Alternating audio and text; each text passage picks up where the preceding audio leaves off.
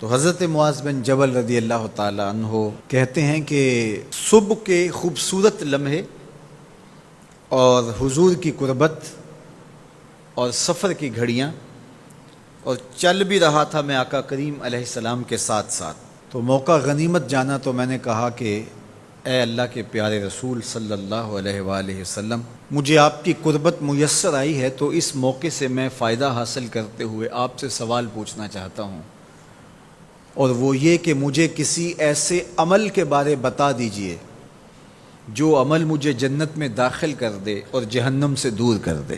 تو حضور علیہ السلام نے اس سوال پر ان کی تحسین فرمایا تو نے بہت بڑا سوال کیا ہے، اس کا جو جواب ہے کہ جنت نصیب ہو اور مجھے جہنم سے نجات ملے تو یہ اتنا آسان کام نہیں ہے، یہ بڑا مشکل کام ہے، لیکن جس پر اللہ آسان کر دے اس کے لیے مشکل نہیں ہے۔ یعنی جنت آسانی سے نہیں ملتی، جہنم سے بچنا بھی اتنا آسان نہیں ہے، بہت سارے گناہوں سے بچنا پڑتا ہے، لیکن اللہ جس کے لیے آسان کر دے اس کو نیکی کی توفیق دے دیتا ہے اور برائی سے اس کو بچا لیتا ہے۔ اگر تو چاہے کہ جنت میں جائے اور جہنم سے نجات ملے تو تمہیں اللہ پر ایمان بھی لانا پڑے گا، اور ایسا ایمان جس میں شرک کی آمیزش تک نہ ہو، اسی کی عبادت تیری زندگی کا مقصود ہو، اور نماز بھی ادا کرنا ہوگی، زکوٰۃ بھی دینا ہوگی، روزے بھی رکھنے پڑیں گے، اور تجھے حج بھی کرنا پڑے گا۔ جنت میں داخلے کے لیے یہ شرائط ہیں کہ تم یہ کام کرو گے۔ پھر ارشاد فرمایا میں تمہیں بھلائی کے دروازے ہی نہ بتا دوں۔ ارشاد فرمایا الصوم جنہ، روزہ ڈھال ہے۔ ڈھال آپ سمجھتے ہیں، اگر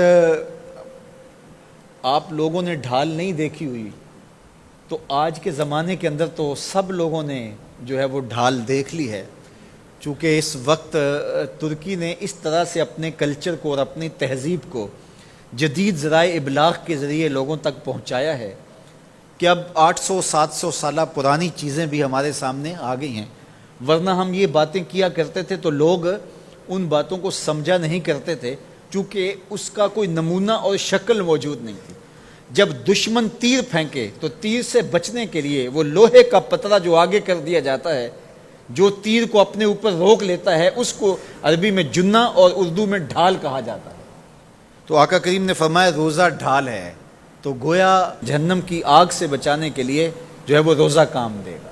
والصدقۃ تطفئ الخطیئۃ، یہ گناہوں کو مٹا ڈالتا ہے، جس طرح کہ آگ کو پانی بجھا ڈالتا ہے، تو اس طرح جب صدقہ دیا جاتا ہے تو جو گناہ ہوتے ہیں وہ ایسے مٹتے ہیں کہ لگتا ہے یہاں گناہ تھے ہی نہیں۔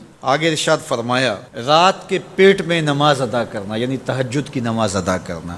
پھر حضور علیہ الصلوۃ والسلام نے یہ آیت پڑھی تتجافی جنوبہم عن المضاجع، ان کی کروٹیں بستروں سے الگ رہتی ہیں، خوف اور طمع میں وہ اللہ کو پکارتے ہیں اور وہ رات کو جاگتے ہیں، ان کی کروٹیں بستروں سے الگ رہتی ہیں، حتی بلغ یعملون، یہ آیت پڑھتے ہوئے آخر تک حضور نے تلاوت فرمائی۔ تو فرمایا جس طرح صدقہ آگ کو بجھا دیتا ہے، اس طرح پچھلے پہر کی نماز، تہجد کے سجدے بھی اللہ جل شانہ کے غصے کو ختم کر دیتے ہیں اور جہنم کی آگ کو مٹا ڈالتے ہیں۔ پھر حضور نے ارشاد فرمایا کہ میں تمام امور کی جڑ نہ بتا دوں کیا ہے، جتنے بھی معاملے ہیں اس کی جڑ ہی نہ بتا دوں۔ میں نے جھولی پھیلا کے کہا حضور کیوں نہیں، خیرات ڈالی ہے، تو حضور نے ارشاد فرمایا راس الامر الاسلام، سارے امور کی جڑ اور بنیاد، سر اسلام ہے۔ اگر اسلام ہے تو عمل قابل قبول ہے، اور اگر اسلام ہی نہیں ہے تو پھر جتنے مرضی نیک عمل کرتے رہیں، جتنا مرضی پانی ڈالیں، جتنی مرضی کھاد ڈالیں، تو اگر جڑ ہی نیچے سے کٹی ہوئی ہے تو درخت ہو پائے گا؟ کبھی بھی نہیں ہو پائے گا۔ تو کہا جڑ اسلام ہے، اس لیے عقیدے کی صحت عمل کی قبولیت کی ضمانت ہے، تو تمام امور کی جڑ اور بنیاد اور سرا اسلام ہے، اور اس کا ستون نماز ہے۔ اور صحابہ نماز کے جس طرح پابند رخوگر تھے، تو وہ تاریخ کی روایات آپ دیکھ سکتے ہیں، آپ کو ایک صحابی بھی بے نماز نہیں ملے گا۔ وذروۃ صنامہ الجہاد، اور کوہان کی بلندی، چوٹی اسلام کی، وہ جہاد ہے۔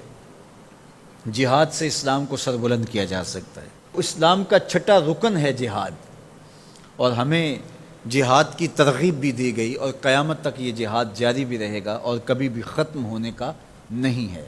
ہاں اس کے اصول و ضوابط ہمیں دیے گئے، جہاد کے نام سے فساد فی الارض نہ کیا جائے، لیکن جہاد کا انکار اسلام کا انکار ہے۔ یہ اسلام کی چوٹی ہے، ذروۃ و سنام کہا گیا، یہ کوہان کی بلندی ہے۔ تو حضور علیہ السلام نے آخر میں فرمایا کہ میں تمہیں سارے معاملات کی جڑ ہی نہ بتا دوں، خلاصہ ہی نہ بیان کر دوں؟ قلت بلا یا نبی اللہ، میں نے کہا اے اللہ کے نبی کیوں نہیں؟ فاخذ بلسانہ، حضور نے اپنی مبارک زبان کو پکڑا، فقال، اور فرمایا، کف علیک ھذا، کہا اس کو روک لے، اس کو کنٹرول کر۔ تو کہتے ہیں میں نے کہا اے اللہ کے پیارے محبوب صلی اللہ علیہ وسلم، جو ہم باتیں کرتے ہیں اس سے بھی مواخذہ ہوگا؟ یعنی عمل پر تو پکڑ ہوگی، لیکن جو ہم زبان سے بات نکال دیتے ہیں تو کیا اس بات پر بھی مواخذہ ہوگا؟ تو حضور علیہ السلام نے ارشاد فرمایا کہ لوگ منہوں کے بل یا ٹھوڑیوں کے بل جہنم میں ڈالے جائیں گے، یہ ان کے بولے ہوئے بولوں کی وجہ سے ہوگا، ان کی زبان کی کمائی کی وجہ سے ہوگا۔ تو اپنی زبان کی حفاظت کرو تو جنت کا داخلہ مل جائے گا۔ تو گویا زبان کی حفاظت سے لے کر کے اللہ کے حضور سجدے تک اور اللہ کی عبادت تک، یہ ہے وہ نصاب جو جنت میں جانے کا ہے۔